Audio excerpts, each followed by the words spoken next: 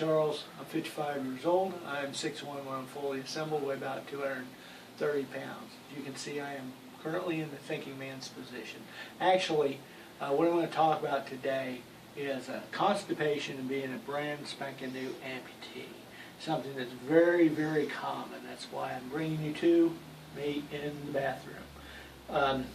One of the issues with constipation and being a new amputee, why it's so common, is because of a lot of the pain medication, especially narcotic type medication. That's one of the negative side effects is constipation.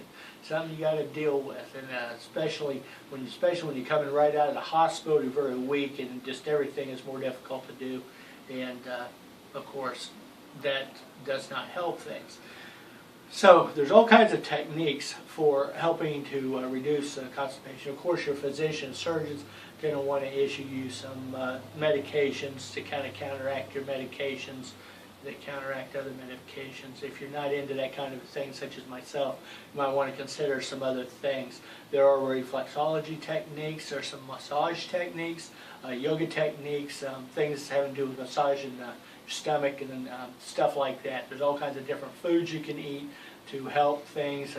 From what I can tell, most of the foods I would rather pass on and just deal with the constipation problem, but it is an option.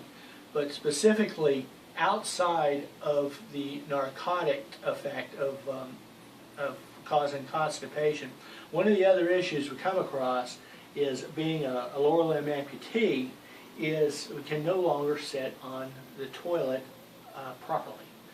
Now, as you may or may not be able to tell from that angle, I am an above-the-knee amputee on this side. I'm a below-the-knee amputee on this side, but it doesn't matter. I'm going to pretend like I got a real leg on this side. It doesn't matter if you're an amputee of any nature above or below the knee, and you only have one full leg. This is the way this is going to look. Obviously, this would be a normal sitting on the toilet type position, unless, of course, you have one of those higher set toilets. But this is designed so the toilet heights are designed so it's easier for you to use the bathroom. So, and that's what I have in my house. So, but one of the things that happens once this leg has been removed, the lower portion or up to the knee, is it hangs down, kind of removes that kind of squatting position.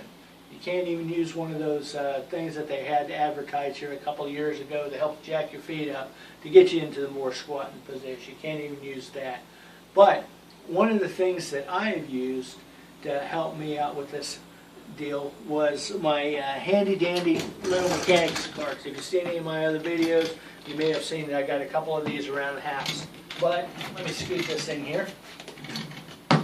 And one of the things that's very helpful is, I don't know if you can tell compared to what it was before, but my leg is jacked up higher than it would have otherwise been hanging down.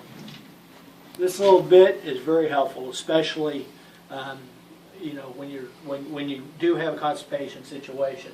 If it's very severe, you're not in a position. Well, obviously, when I'm not at home, I don't have my little scooters available. So if I'm in somebody else's house or in a public restroom, I don't have this available.